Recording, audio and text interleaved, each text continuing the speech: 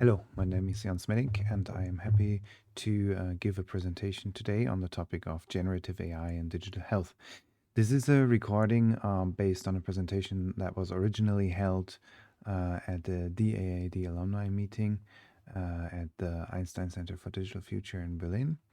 And yeah, it was slightly updated since. Of course, there's been a lot of development in the area, but I still think that this talk captures some interesting sort of basic considerations, and it was slightly updated to include some more recent developments around the capabilities of models and also about some of our research outcomes that are contained in this talk. But before I go much further, perhaps just to say a few short words about myself. So I have a PhD in computer science out of the University of Bremen. And even back then, I've been working on adaptable and adaptive motion-based games for health, exploring the use of machine learning, for example, amongst other techniques. And yes, I'm currently the co-director and principal investigator for digital health interventions and data analytics at the Ludwig Boltzmann Institute for Digital Health and Prevention in Salzburg. What is the LBI-DHP for short? Well, it is a research institute with a mission to foster lifelong sustainable and particularly heart-healthy physical activity, focusing on, sort of supporting behavior change goals, particularly in the context of non-communicable disease. And this is, of course, with research and innovation in digital health in this case. And that does include machine learning and artificial intelligence work around, for example, personalization of interventions, risk scores, predictive modeling. There's a particular topic focus on just-in-time adaptive interventions, so sort of looking at contextual factors in daily living and seeing how we can then support, for example, behavior change with custom-tailored messaging or content of digital health intervention, sort of activities, suggestions, things like that.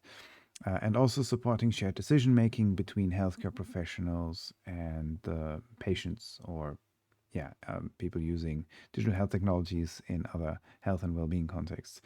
Another basic consideration that I like to point out is that we, of course, recognize the potential for digital health technologies to foster behavior change with things like motivation.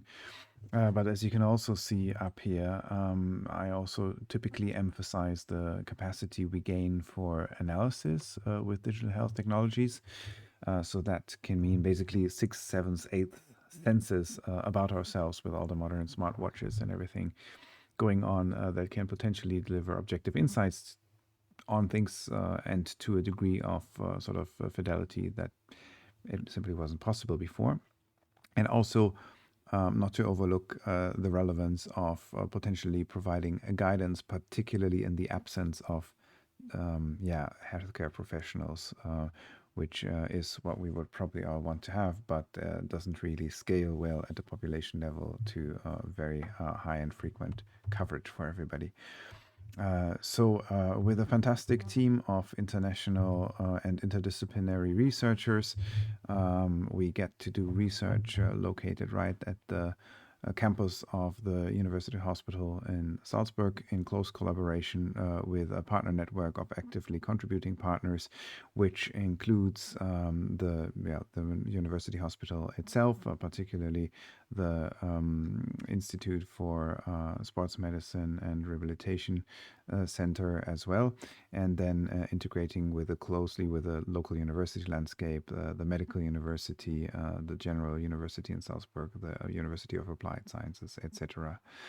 And we really bring together an interdisciplinary team combining, of course, people with a medical background, people with technical backgrounds, psychological, sociological backgrounds, and much more.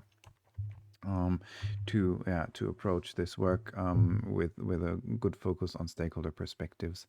And I can also build on basically about 10 years or more by now of experience in working in the development of digital health technologies for various sensitive groups, use cases as well.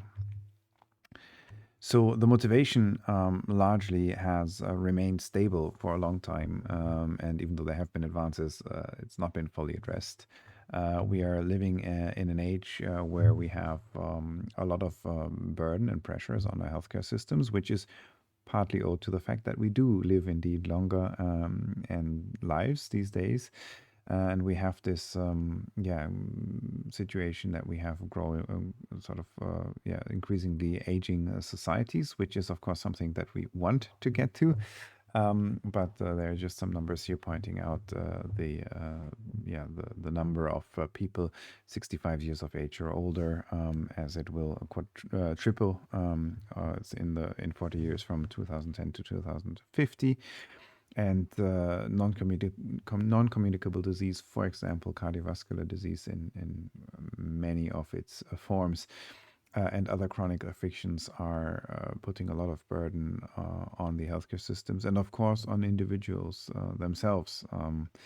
And we know the recipe basically for doing as much as we can at a broad population level, and physical activity is an important element of that. And there are all these established connections, but still we see that many people do not follow these recommendations.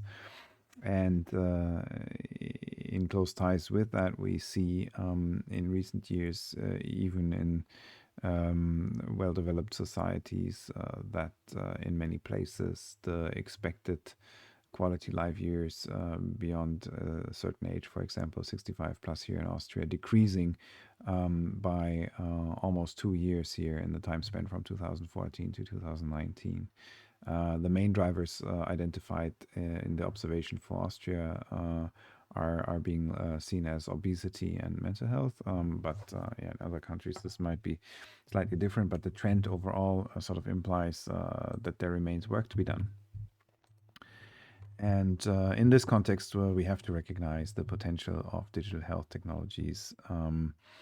And of course, when I speak about digital health technologies, interventions, or applications, there's a lot of emerging terminology around this, and usually this for me encompasses e-health, m-health, telehealth, other terminology along these lines.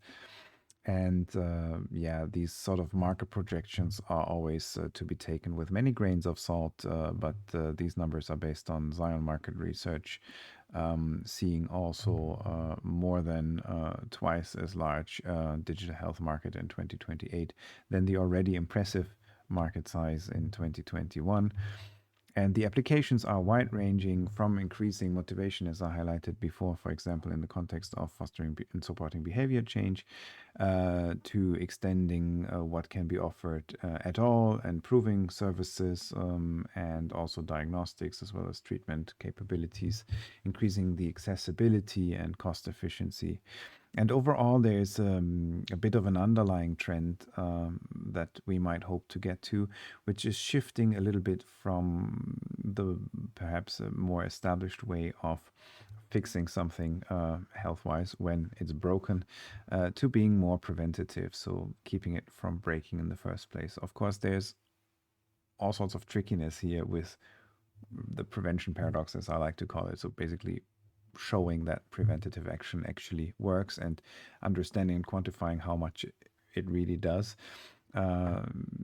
is very tricky. It can be done at a population level. At an individual level, it is challenging. And this is one of the cruxes of fostering behavior change.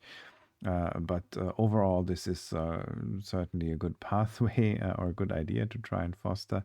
And one of the big elements in this approach, or in getting there, is to become more personalized in the way that health, particularly with digital health technologies, is done. And this is arguably also quite relevant in particularly the area of non-communicable disease, which are sort of oftentimes longer-term, chronic, life-accompanying. And there we go through all sorts of motions, and nobody's always the same, and therefore we can really benefit from personalization.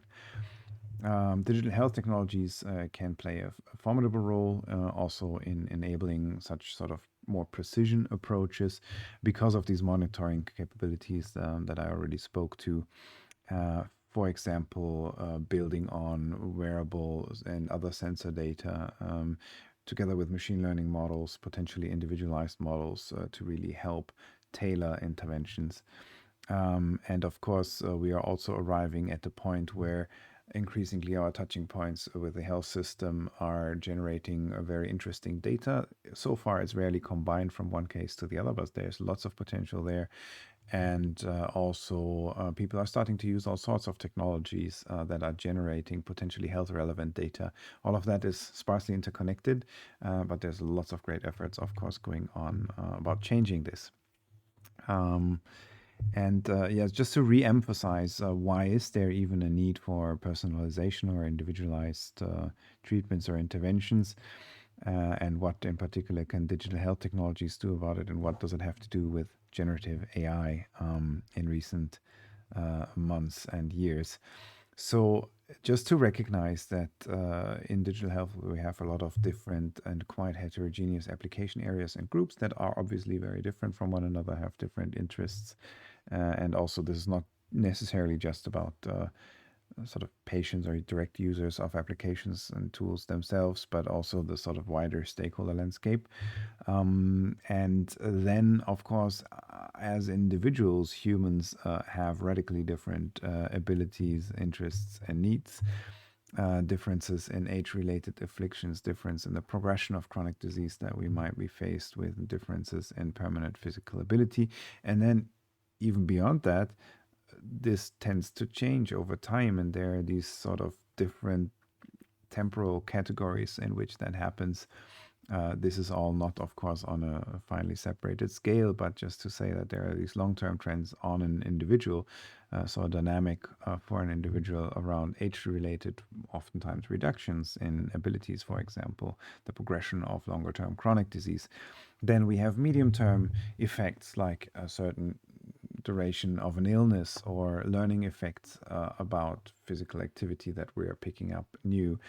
And then there are short-term effects like the current mood, medications that we may be taking or that we may have forgotten with side effects or sort of effects of having skipped a dose. There's weather, the current location, the schedule, one's stress level, and so much more. And all of that in a very rudimentary visualization here, just to indicate that that combines to a very complex picture. And even within the individual, we're not done basically if we fine tune an application or an intervention once to an individual. Arguably, we're remaining suboptimal and we can do better. And particularly in the context of fostering long-term behavior change and the motivational aspects. For example, we want to avoid overexerting or frustrating individuals by asking them to do too much, for example, physical activity in a lot of the use cases that we are looking at. But also, we don't want to arrive at boredom and stagnation and have too little. And of course, automatic adaptations can do a lot here. In the past, this has been done quite a bit with dynamic difficulty adjustments or other heuristics approaches.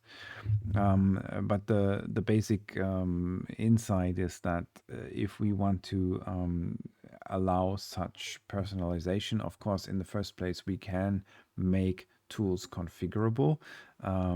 At least we require manual adjustments to set digital health interventions to these individual abilities and needs, and we can do that, and that is quite interesting. But we very quickly realize that is very often not sufficient because of the level of detail. If you think about all the parameters that go into the design and the exact workings of a digital health intervention or technology, there are so many sort of potential little levers that we could tweak that would never make sense to expose for manual adjustments. And then also the frequency and the level of detail and also the knowledge required perhaps for this tuning is often something that means that manual adaptations are not really scalable. I call that adaptability here. So I use the word adaptivity to refer to more automated adjustments that can allow for high level of detail and high frequency adjustments without overburdening participants or other third parties. And this can be done, as I just said, with heuristics, but those also quickly hit scalability limits in terms of establishing firm boundaries, even if you make use of advanced concepts such as fuzzy logic. Here, quickly we come into the realm of considering machine learning and AI in the hopes of achieving a little bit more flexibility and scalability. This is something that we're looking at quite a bit in the research agenda at the LBI-DHP. And I don't want to go into too much detail here, but one of the research topics that we're looking at is enabling systems and approaches for cross-use case adaptive interventions. So trying to come up with approaches that will not work with just one digital health intervention and for a particular affliction group or even individual challenges in that realm, but to build things that can work a little bit more generally and perhaps even accompany an individual across multiple touching points in a healthcare system or on one's individual health journey. Particular things that we look at in terms of what do we actually personalize, then there could be multiple things, but something that we focus on are these just-in-time adaptive interventions, as I just explained earlier, and also what we call inter-session adaptivity. For example, the extent of a or intensity of a physical activity exercise regime could be adjusted within certain boundaries. And if you want to do that, the tools need to have that adaptability in the first place. And then typically there needs to be automated mechanisms of figuring out how well somebody is faring or currently doing with the system as it is configured. And this is often similar, but not quite the same as keeping an eye on the sort of longer term, larger scope health outcomes. And also experiential outcomes are quite important if we want to build digital health technologies that people actually do engage with. If we bring all of that together, this was this sort of left-hand side here, then we can start building digital health interventions that build, for example, on habitualization, social factors, or playfulness as sort of main drivers. That's a separate story why I highlight these three. And then there is an implementation view, which we use to translate this into basically engineering and research and implementation challenges. I don't want to go into too much detail, but this is how we sort of decompose this from an engineering point of view. Now, to finally bring this together quite explicitly with artificial intelligence, and why am I talking about all of this?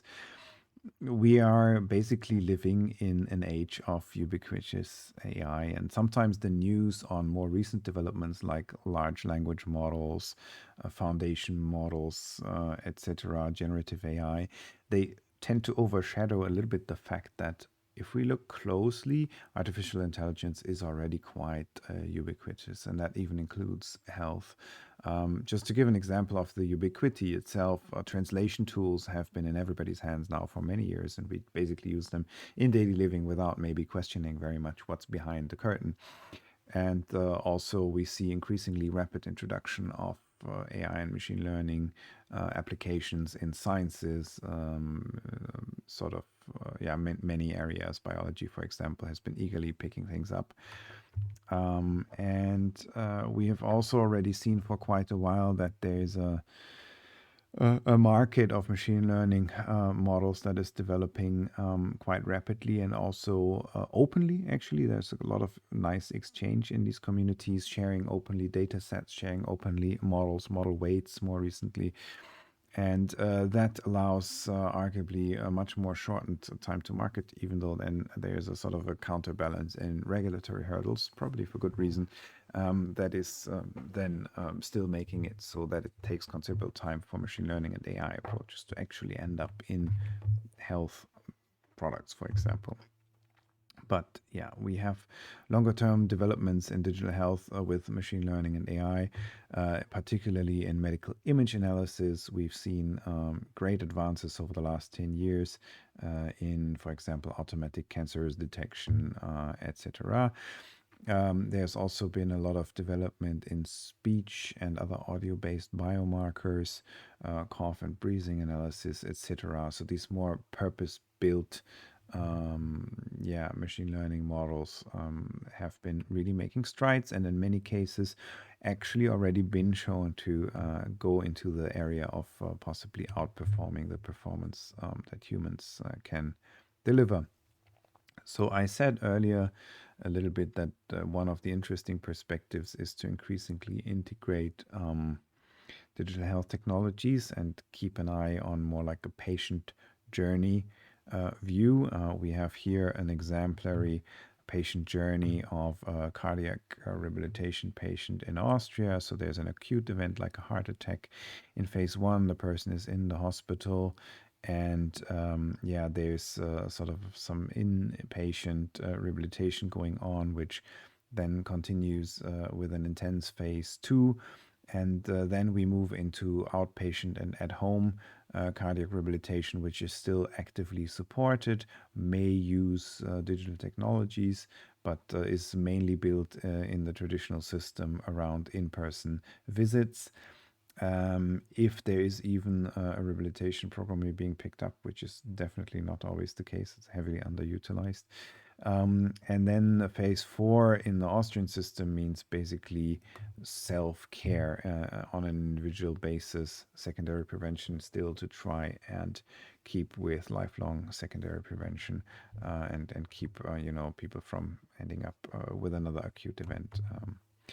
And the interesting consideration is that nowadays, no matter in which national healthcare system somebody is operating, the different touching points with the healthcare system are generating more and more digital data that can potentially be interlinked, and this can even be combined with patient-generated data, whether it's collected on purpose as part of health treatment or opportunistically, basically with people, for example, using fitness trackers, which can be potentially interesting information, although of course it's typically not sort of medical grade and the same reliability or information quality as what you would get from a laboratory measurement, but can still be interesting, arguably, as a wider sort of picture element in somebody's connected health model, as it's been worked up here by Rada Hussein and colleagues at our institute. Where the basic argument is that nowadays we are already starting to, alongside our health journeys, to have a data journey or to leave data traces throughout that could be much better connected. So that we can have a better picture of what's actually happening with people, across time, across the different touching points. In the digital health industry in particular, there's even a saying that all data is health data, which means that, of course, it's a bit of a logical argument that a lot of the data that can be collected from our interactions with digital tools will sort of have shadows or echoes of our acute and longer term health in them. The way that, for example, accelerometry is picking up activations on my mobile phone can be heavily affected, but also many other things like my browsing behavior, I don't know, might switch to more Netflix consumption if I'm ill, and more scientific database screening if I'm keeping well. So, in order to bring all of that together, there has to be a lot of investment into interoperability initiatives, into protocols, maybe not the most exciting aspects, but open standards are really, really important here. And we see a lot of movement in terms of what the technical communities are putting together, but also regulatory-wise, with the European Health Data Space Regulation, for example. We see a lot of movement into interoperability, and arguably we also need to rethink asset ownership if you consider health data a potential asset. Then it becomes very relevant to think about who collects and who holds that data for which purposes, and who has ultimate say about what can be done with it. A little bit the consideration there is that once people give data away, then they are typically in a situation to potentially buy results back, where we can question whether that is the right approach. Yes. And even if we make strides there and bring all that data together and make sure that people can actually utilize it for sort of their health purposes as they need it, then still we have huge challenges in that the technologies change a lot. The data collection, especially from sort of situated daily living, is often very incomplete. It has a lot of sort of different data streams present for one person, but not the other. So it is horrible data to work with in a traditional sort of data analysis, data science sense. And this is a point where the capabilities of recent artificial intelligence models are really intriguing in many regards. For one, they can potentially deal with sparsity much better. They can also deal with sort of data that is a little bit off here and there much better if you consider the capabilities of generative AI models in sort of taking in lots of input streams and still making sense of the general trends and associations with them, even with few shot or one shot attempts. And I don't know about you, but to me, this sort of fantastically foreshadowing visualization from Wait But Why has really been sort of a bit of the underlying feeling for the years 2021 to 2024 by now, really, that we've had started to cross some hurdles or some thresholds where things really do feel quite different, and we can rethink a lot of the things that we've been trying to do with machine learning and artificial intelligence approaches for a long time, that only now really become feasible.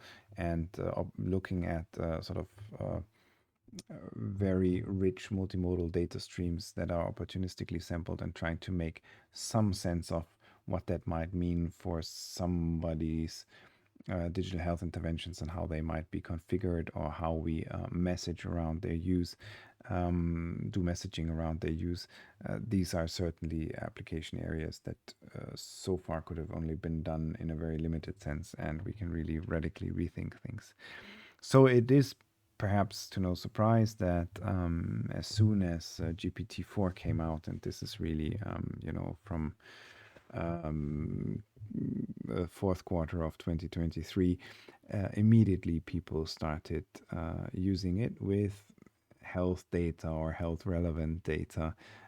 Whether that is advertised by the manufacturers or providers to be a good idea or not is a little bit sort of ignored. Of course, it's also a good thing that with their own data, people are relatively free to do what they want. So yes, GPT-4 was immediately hooked up to Apple Health Kit, for example, in this case, giving access to recent data records collected there, with, of course, the smartphones trying, and the main providers with Google and Apple there, trying to set up their own offerings that are positioned to become really the central information hubs around one's digital health data, and at least the things that happen outside of the traditional healthcare system. And this of course offers, as GPT-4 itself recognizes, very interesting opportunities for personalized health recommendations, also helping out with making sense of medical literature, potentially even assisting in diagnosis, even though the latest versions of GPT-4 probably wouldn't say it like that, or at least put a lot of caveats in here straight away. And also in building up virtual health assistants. And we're seeing quite a lot of that already in deployments in nursing. Now, just in terms of performance, very soon it was, of course, or very quickly it was recognized that with specialized foundation models and generative models in health, we can outperform or get really good performance on sort of medical examinations, the US medical licensing examination here. And also with MedPalm 2, it was more recently shown that the responses, as free text responses to the questions, tend to be rated to outperform responses provided by human respondents. So we're seeing here in a sort of much wider set of capabilities the tendency that which we had before only in very isolated domains like particular type of health image analysis. And that is really interesting. And of course, the open source community is never that far behind. So even more recently, we've seen with the releases of Llama 3 sort of comparable performance to top closed models, GPT-4 Turbo in this case on the USMLE. And maybe an important thing to note is as well that in between the last slide and the research presented here, it has also been widely recognized that it's not very easy, in fact, to generate models that are somewhat specialized on the medical domain that will actually outperform the top of class foundation models, general purpose models that are available, which is why in this case here we see benchmarking against GPT-4 Turbo. Another interesting trend is that, well, in this case, MedPalm as a medically oriented model, but also the generic foundation models are becoming much more multimodal.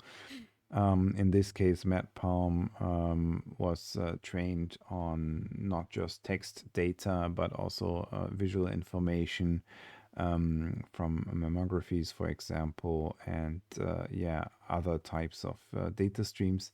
And if tokenization is done well, then these systems can pretty nicely deal with that as well.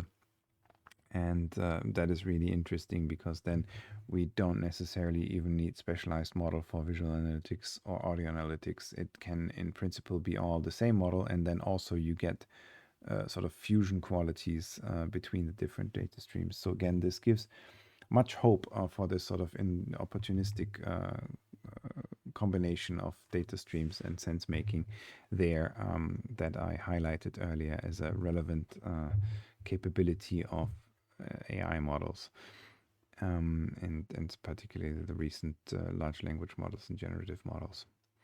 So it is also not surprising, given the relevance of health for everyone being quite ultimate the dominating factor in what we invest money in life, if it comes to it. So this is just to say there's a lot of investment going on in the AI space around health, and this is expected to continue. We see a lot of deployments already, particularly in the context of mental health support, mostly in domains where you can work with a little bit more established recipes, perhaps, like cognitive behavior therapy, for example. But if you consider the upcoming and emerging work around the capability of large language models, for example, to respond to theory of mind tasks, it is not that far off to consider that they, might also be helpful tools in mental health in a wider sense, and not just in terms of sort of delivering instructions to follow through with particular activities that are, part of the CBT catalog. There are already studies showing quite good effectiveness at tackling depression and anxiety. And we see the emerging patterns that increasingly providers in this space that used to have their own approaches in models switch to wrapping around the foundation models, which is closely linked to the sort of demonstrated advantages of following through with those models instead of more specialized models that are not of the same scale. So in this light, having done quite a bit of research around just-in-time adaptive interventions, where the typical approach is one where at certain decision points, certain tailoring variables, information streams that are context relevant will be interpreted against sort of certain value or threshold ranges to then determine which intervention options to react with. And typically this is done in heuristic decision rules in the traditional model after Namshani et al. And then with a just-in-time adaptive intervention, we sort of look at any sort of measurable immediate proximal outcomes, and also eventually we care about distal outcomes, typically a health parameter or biomarker that we want to move a bit. So this is the sort of the traditional approach, and with the capabilities of generative AI models, we can ask quite radically whether we can replace all this sort of traditional engineering in the core of just-in-time adaptive interventions. So, for example, they are very often used to trigger supportive text messages as one application area. And yeah, we can really ask the question, can we replace this decision mechanism? Should a message be sent? And not only that, which message should be sent? That's typically where the degree of customization and personalization of JITAI system used to end. And keep going even beyond that, we can now ask, and exactly what message, which message should be sent? How should it be personalized? This is something we only get with rich and convincing natural language generation. So we can, for example, ask, how can such a system help somebody with adhering to physical activity goals as part of a longer-term rehabilitation or prevention journey? So we hypothesized that, yeah, if we ask large language models, and in this case, at the time of the study, top performing model, to generate, to look at first of all, to look at the sort of semi-structured description of a persona and the context that they're in, and then decide, should we now, is now a good time to send a just-in-time adaptive intervention? And if so, even how should it be phrased? Yeah, what should it say? And we hypothesize that this can be at least as appropriate, engaging, etc. We looked at some other factors, as I'll show in a second, to prompts that are generated by healthcare experts, and also actually to be more appropriate, i.e. to outperform the performance that laypersons can get to in terms of looking at such a situation, deciding, should I now send a just-in-time adaptive intervention, and also how should it be phrased? And of course, you would tend to measure this apart from like looking at longer term health outcomes, which we didn't get around to doing in this study. You can at least ask people, how would this message be perceived? Of course, this needs to be followed up by then going into a situated context and asking them in terms of actually sending out support messages. But yeah, we did this with English-speaking healthcare professionals and laypersons, both as producers of decisions to be pitched against the performance of an LLM, and then as raters of the decision made in terms of, should a message, for example, now be sent, and how should it be phrased. Yeah, we did this based on 3 personas that we've worked with in the context of developing some applications that came out of the work at the LBI-DHP, independent from this research effort. And we used context descriptions that are also mirroring typical sort of candidates for relevant contextual variables that we have considered in our JITAI research so far. And we decided to go with a sort of a semi-structured, pseudo-structured representation here that could arguably relatively easily be composed based on information available from various contextual data sources, without too much effort in terms of integrating all the inputs in a same homogenized data format and doing a lot of cleaning efforts or something like that, which is exactly where the scalability bottlenecks of the traditional approaches so far lie. And also these personas and contexts were validated by 2 healthcare professionals. So you can see a little bit of an example here of a persona called Oliver Adams. And we picked 3 different personas on sort of 3 different risk levels, roughly speaking.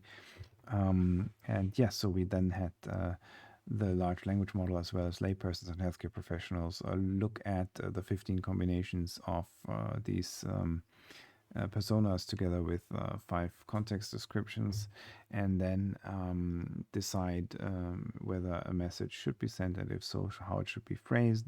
And then we ask basically in turn, especially laypersons and healthcare professionals, to assess the decision and message outcome.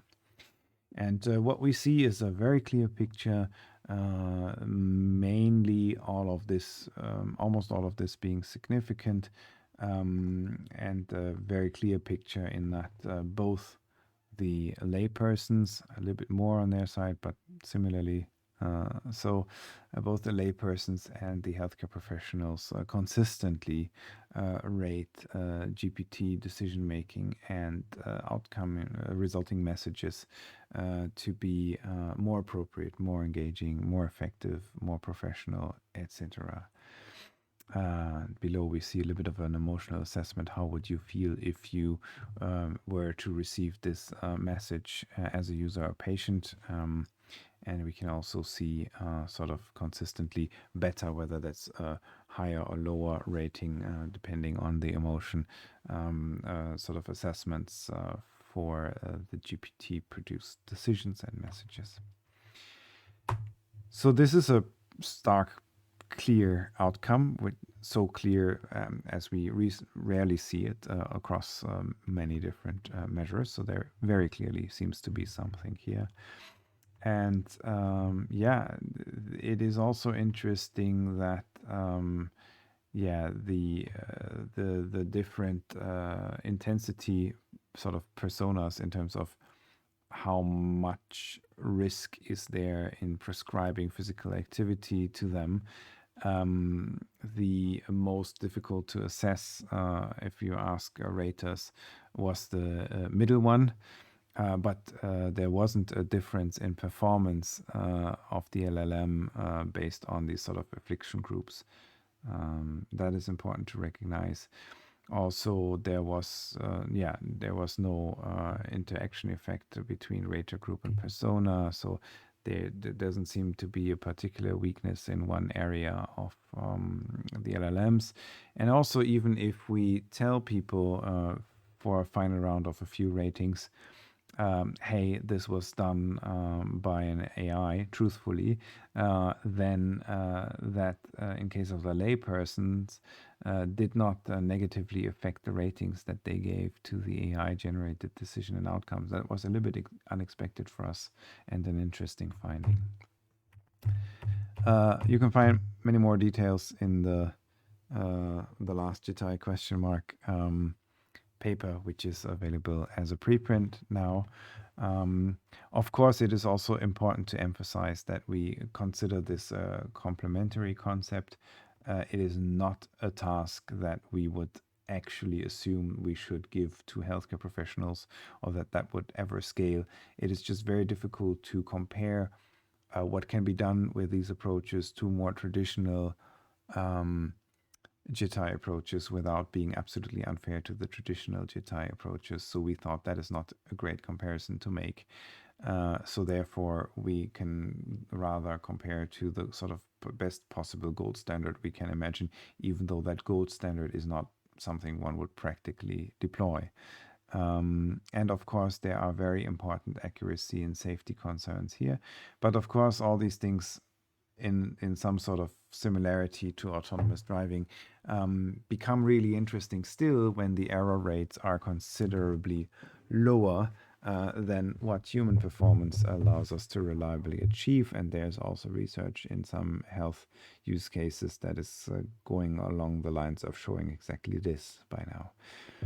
So yes, what is very interesting for us is not only to see these particular ratings and performance outcomes, but also to consider how this research shows a little bit the capability of these models to handle very sparse and varying contextual variables, and also to assist in the transformation between semi-structured or largely unstructured natural language type or style data representations into more structured representations.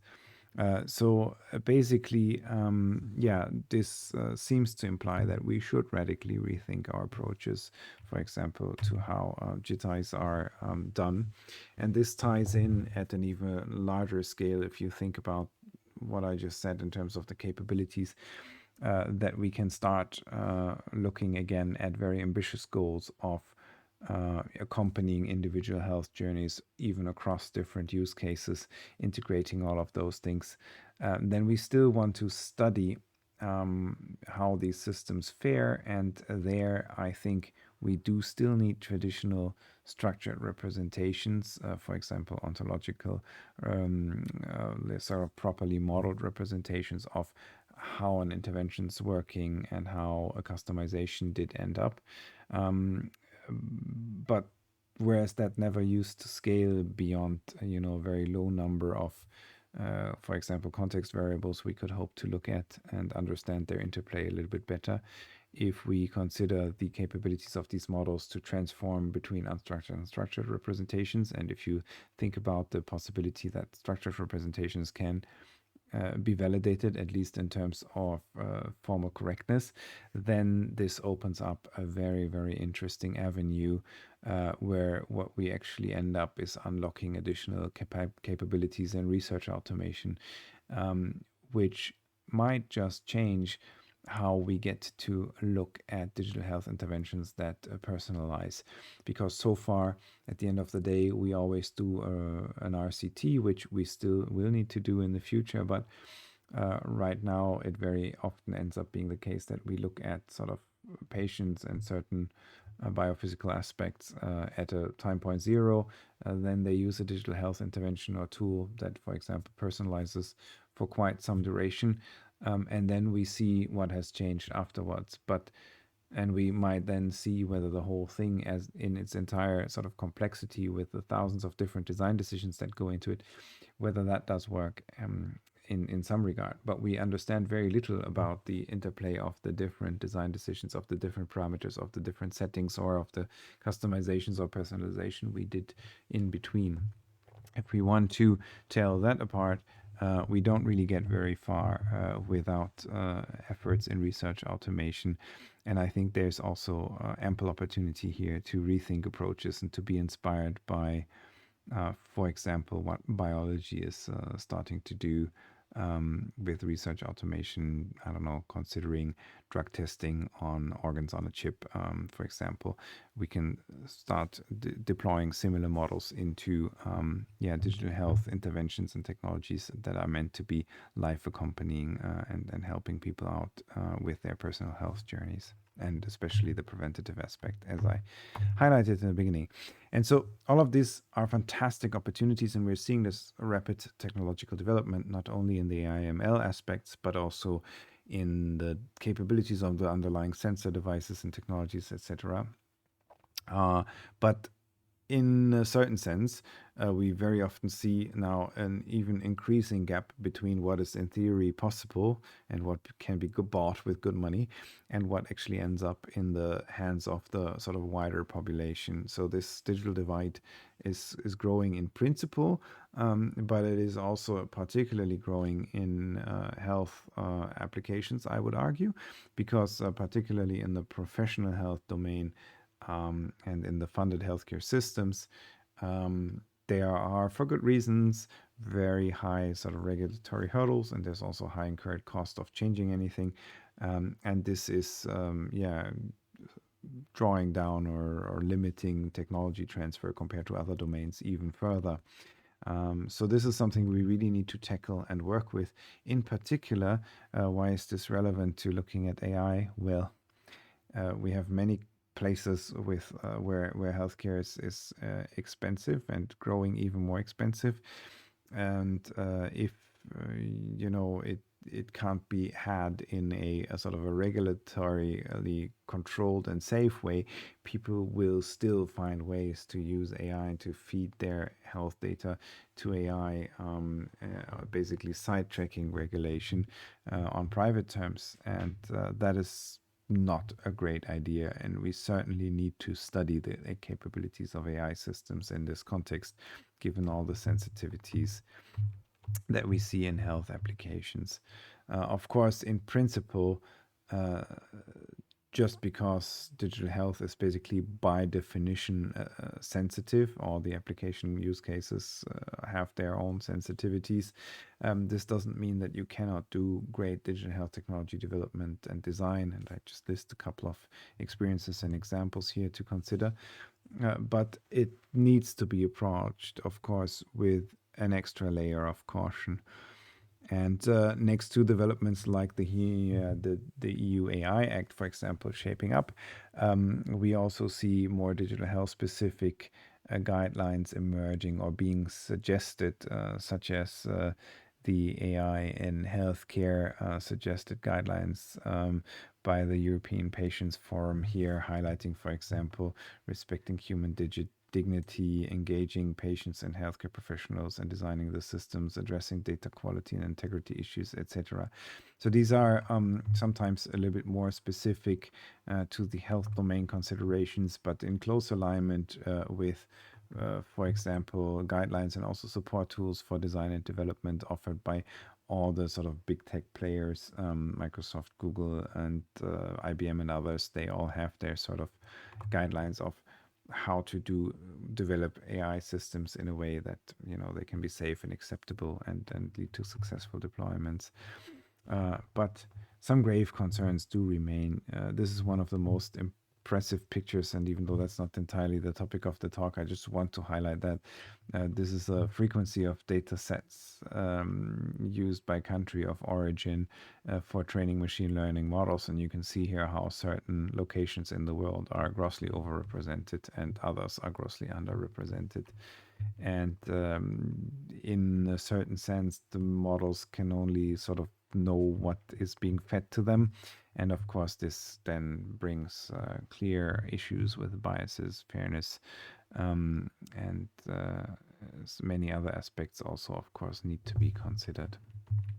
Again, not the topic of this talk, but just to highlight that this is, of course, very important to look at in any case, and particularly in sensitive application areas such as health purposes and use, which is also why, for example, the EU AI Act includes health applications as one of the particularly sort of regulated and areas to be approached with caution. In terms of looking at how we build these systems and how we then work with them, my field, and if I have to identify one as a researcher, is human-computer interaction. So looking at how we can build systems that work better for people, and also what it does to us to be living and working ever so closely with digital systems these days. Alongside now, there's of course sort of an emerging field of human AI interaction, and I just want to highlight that the technology, apologies, the terminology here is still developing. And so we have lots of different sort of terms being tossed around, thinking about largely very similar things. But right now we do have somewhat compartmentalized debates also because the terminology is not yet solidified and it's being discussed in many different areas. So in the hopes to consolidate some of that human AI interaction with all these different abbreviations, human-centered or centric AI and AI interaction design even, or AI user experience, are sort of quickly emerging terms that we see being used here, and they bring in their own different emphasis and angles, but by and large consider the relevance of looking at the needs, perceptions, requirements, interests of people at basically all stages of what I show here as a sort of a traditional machine learning pipeline. Yeah.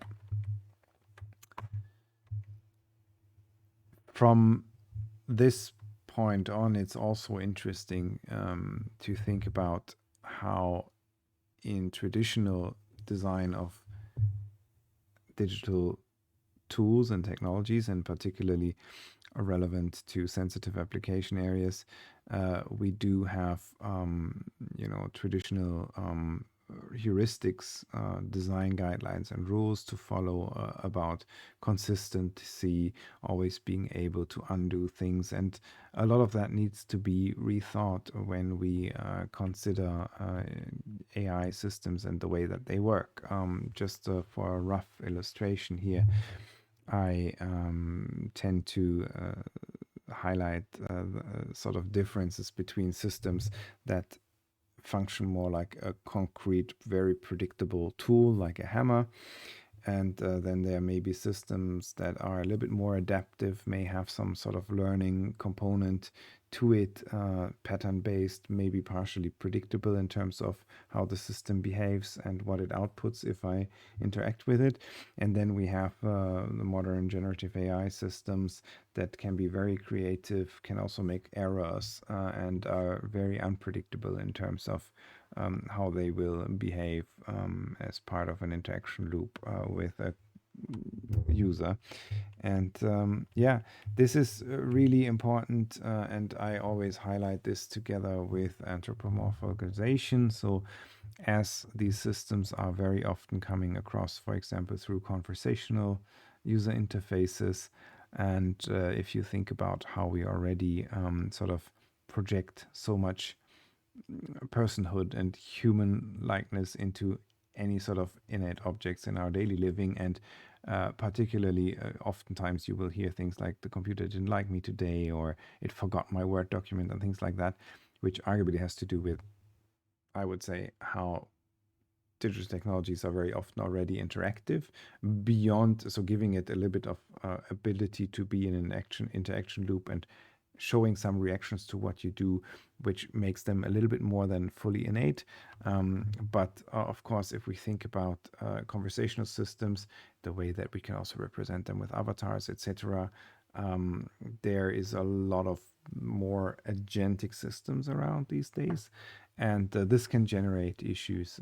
I have this mental model here of thinking about non-interactive systems to interactive but fully predictable systems to fully autonomous agents at the very far spectrum, i.e. An avatar you might stumble across in virtual reality, or even a robot basically running around in the real world with full autonomy, right?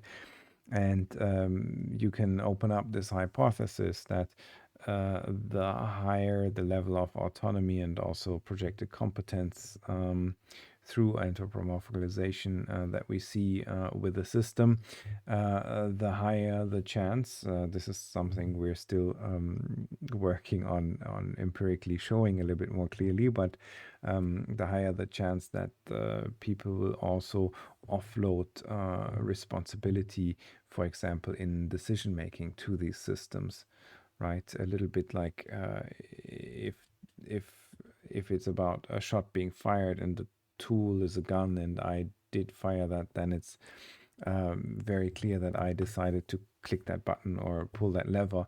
But if there was an agent, potentially saying you should shoot, and then I followed that, there's a bit of a an authority basically that I can refer to, and it's easy to consider why this is an issue in sensitive application areas such as health.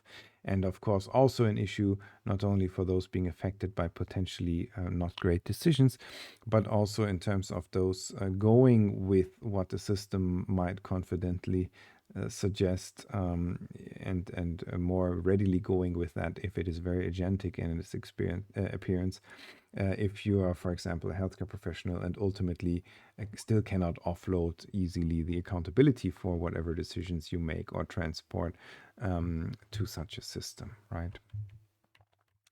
So in the longer term, this will be very interesting and important to consider, and I see that as one of the questions in a wider set of very important questions these days around human AI relations, where we need to start thinking about, for example, such sort of conversational systems or even agents entering the place, the arena of interacting with patients and possibly even healthcare professionals, maybe asynchronously, maybe at the same time. In any case, we are already aware of the issues that basically the emergence of the internet and the availability of Google search has caused for patient healthcare professional relationships, because patients will oftentimes look up things, sometimes well informed, sometimes not so well.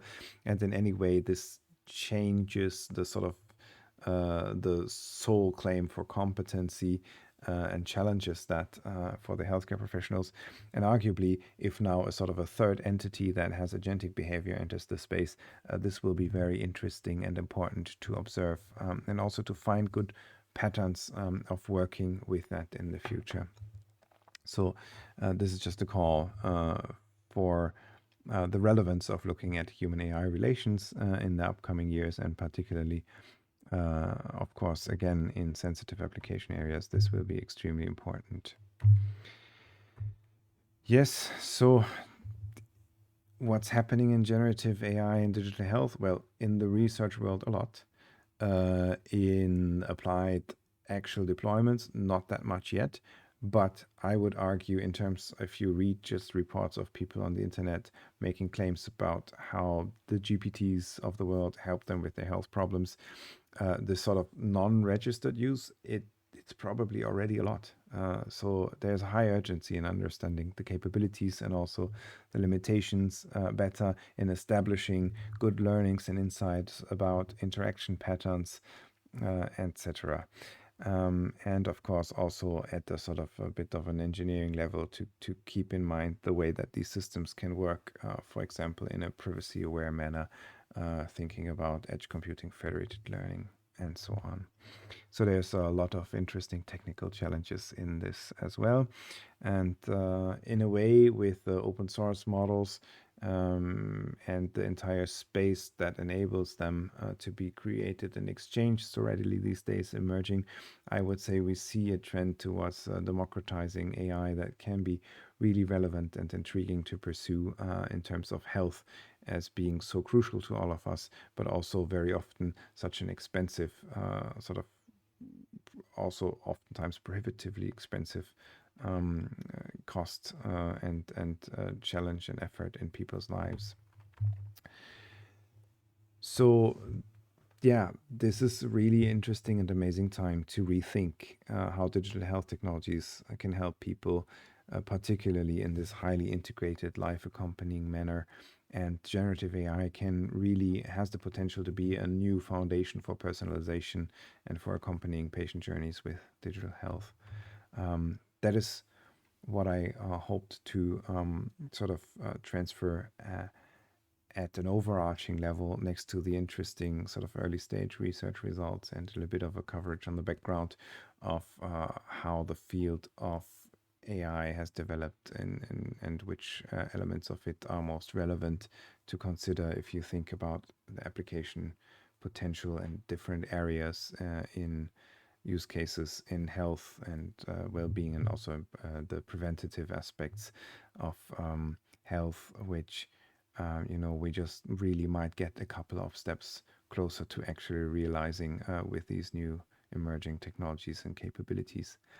So this was a longer talk and went to quite some level of detail, but I hope in between all my ramblings that there were a couple of interesting thoughts in this. If so, please do let me know. Please feel free to reach out. We're always happy about curious requests, be it from the wider public or from researchers who might be curious to learn more or even collaborate with us at the LBI-DHP. So thank you for your attention, and yes, hopefully see you around some other time for some additional content and other materials. Bye-bye.